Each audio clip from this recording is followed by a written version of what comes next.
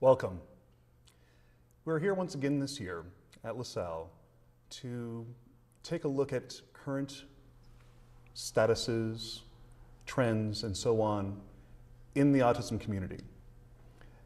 We're very lucky to have with us today one of the pioneers, one of the mavericks really of the entire autism community. There was a time when autism was not a common household word, where the current statistics of 1 in approximately 50 children diagnosed in the spectrum was not a reality.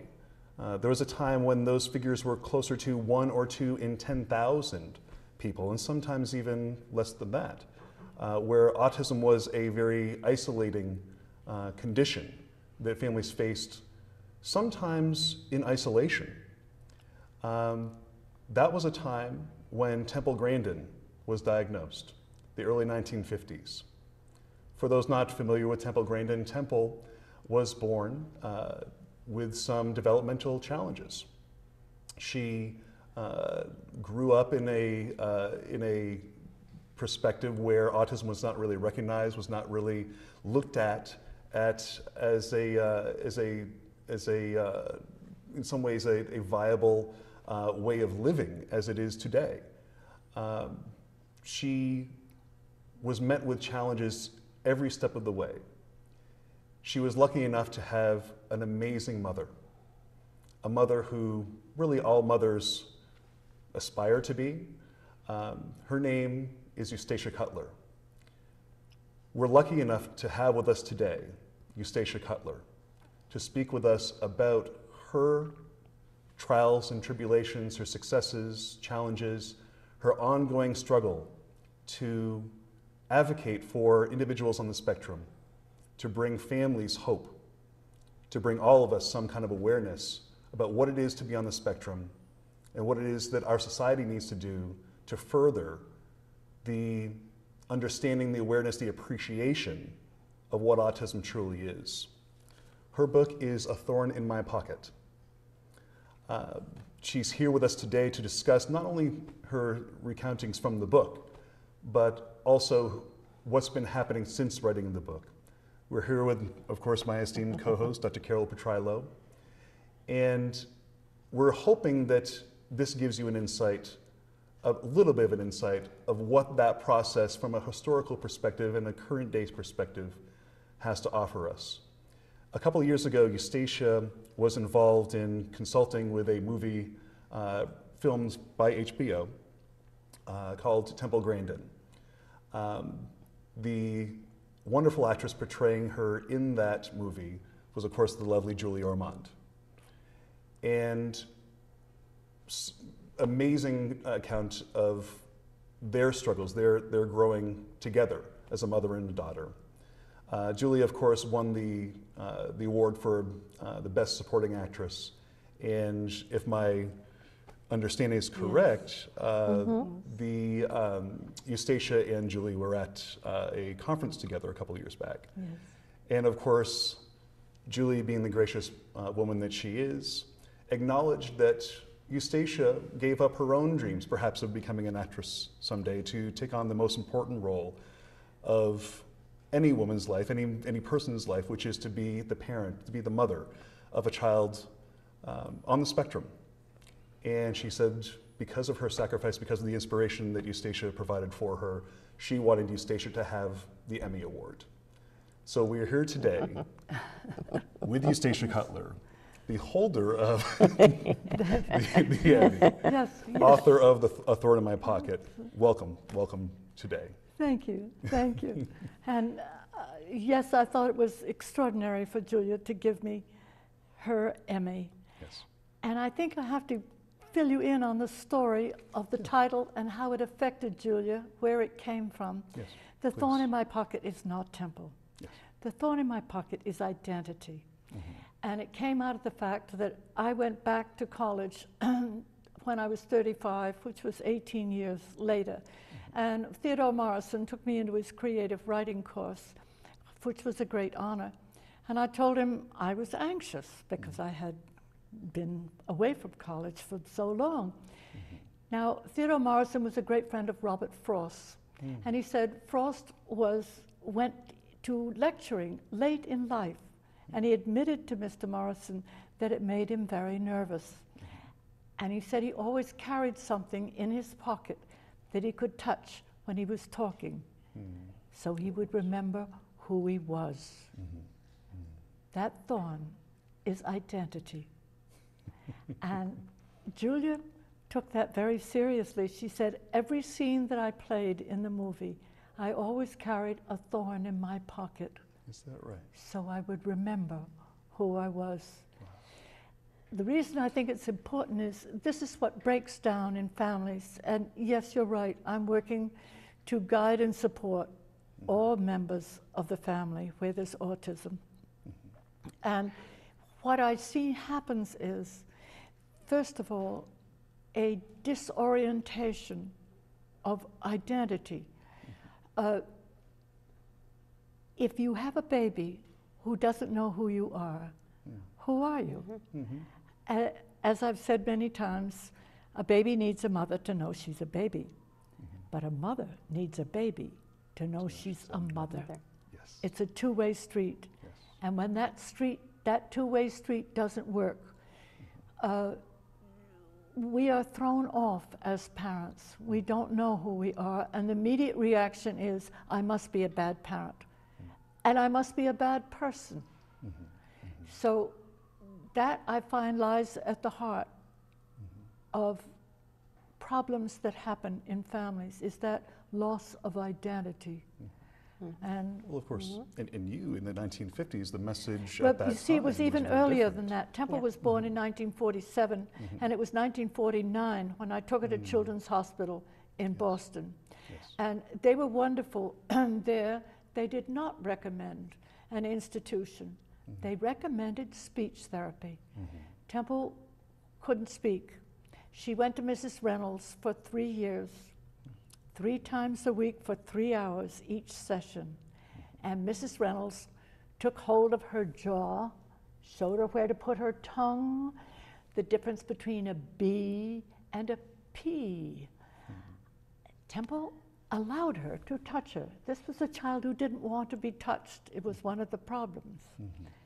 I think the answer was quite simple. She did want to talk. And Mrs. Reynolds taught her to talk. It took 3 years, but as we all know, Temple hasn't stopped talking ever since. And thank goodness. I think what's very true of New England, you see, the Freudian approach was that it was a psychosocial disorder. Right. But New Englanders are Puritans. We don't lie down on couches and tell people our troubles. We stand up and face them. They're not going to go, or they didn't then, go with the Freudian idea of psychosocial, which really came out of the behavior pattern. They were really looking at the symptoms. They were not looking at the causes. And I think that Temple's doctor understood that, because he also gave Temple a test for epilepsy. Now, she had these little quiet periods with her head drooping, and he said, let's make sure this isn't petit mal. It wasn't. But it was only 15 years later that it came out, the connection between autism and epilepsy was the first realization that autism was bioneurological and not psychosocial. So that put Boston's Children's Hospital way ahead, and for which I have always been grateful. Absolutely. Well, I think, I know Carole is very interested here as well, where you came from at Boston Children's through present day. It's been an entire evolution of really, and a development of a culture. When we well, you see, there really was no autism culture. Yes, there was 1 in 1,000, and Temple was diagnosed in 1949 when she was 2. The culture, though, in many ways was much more family-oriented than it is now. Today, we have a culture that's complicated and shallow and immediate. Everybody can now Google and get answers instantly. They don't even have to know how to spell anymore. Google will spell it for them. So there's a certain passivity, a certain expectancy of answers. Yes. There aren't going to be answers. Every child on the spectrum is different. As we've all said, you know one autistic child, you know one autistic child. And I think what I admire very much here, the work you're doing at Green Tree, is that you recognize that, so that it becomes a true partnership with the family and the child. Yes. You bringing your expertise, parents their concern, a partnership of concern and expertise. And in that I'm very admiring. I think you're on very much on the right track. Well, thank you. And our relationship with Green Tree has been for years and years, as you know, Dr. Mitchell. And we saw it, I guess approximately 3-4 years ago, Eustacia. We've shared this conversation. Yes. Here at LaSalle, we have what is known as LADDER, LaSalle Autism Developmental Disabilities Education Resource. And it's family-oriented. Families want to talk to each other. Families want some respite, okay? Children maybe just want to be with other children. And so at our center, which is on West Campus, maybe sometimes the parents want to share something, okay? And so we have marriage family therapy available to them. And we take care of the children, and they're just fine. Talking about the world of technology. Well, some families, they don't even know how to navigate the system. No, they don't. They don't This is a at big all. problem. At And- least I did know how to, I knew how to talk to doctors. Yes. And I knew how to talk to teachers. And as a result, they could respond. And we could form a partnership. I see a lot of families where that's not true. No, and you mentioned isolation.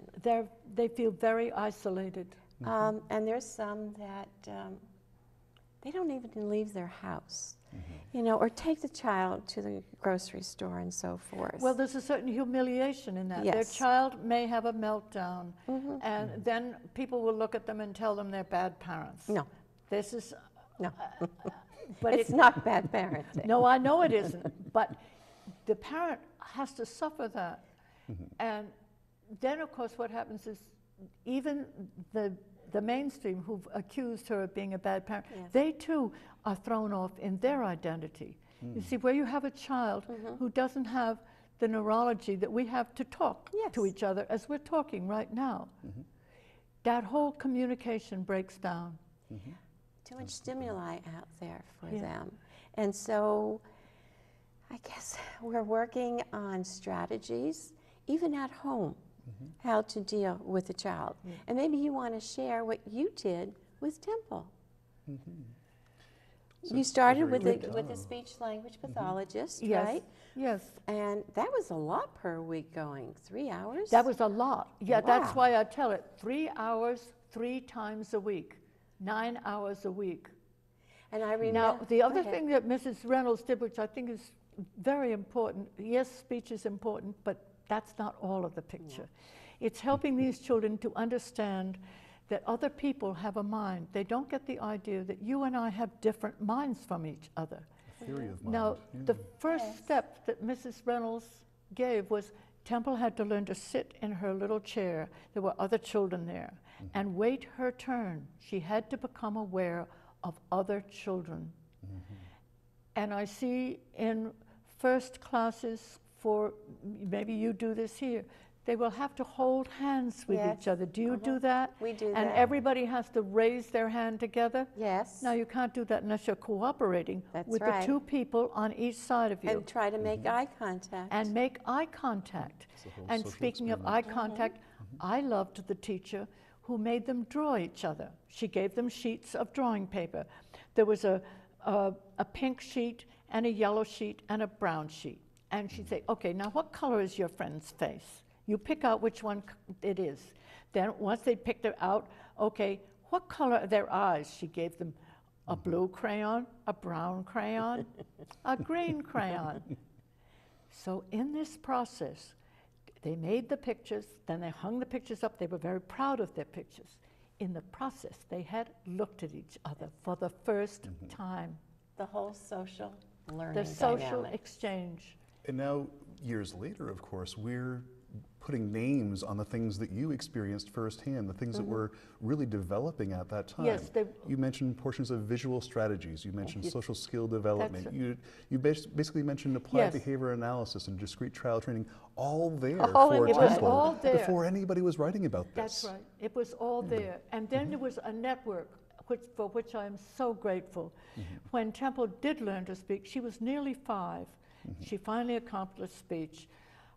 And Mrs. Reynolds suggested a little summer camp run by Mrs. Huckle, a wonderful British woman who took Temple into her camp and said, I loved her, she looked like the old British movie actress Margaret Rutherford. She wore a huge black velvet tam and she had flowing black velvet pajamas. And she said, Temple, you may come to my camp, but before this summer is over, you must have learned 2 things. You must learn to say the Lord's Prayer, and you must learn always to do your very, very best. Now, what Mrs. Huckle did was really interesting. First of all, she gave Temple an immediate assignment for her learning to speak, which was, and the Lord's Prayer was as good a thing as any to start with. And I've always liked the fact that the Lord's Prayer only asks for today's bread. Not what's going to happen tomorrow, next week, next year, just today's bread. And forgive us for what we've done wrong to other people, just so long as we forgive those we think have done a wrong thing to us. 2 very good rules. Within And that Temple, prayer. yes, are in that prayer. So it was a very good first lesson you would have to learn. And then she gave Temple a life lesson. Always do your very best. And Temple always has. Always.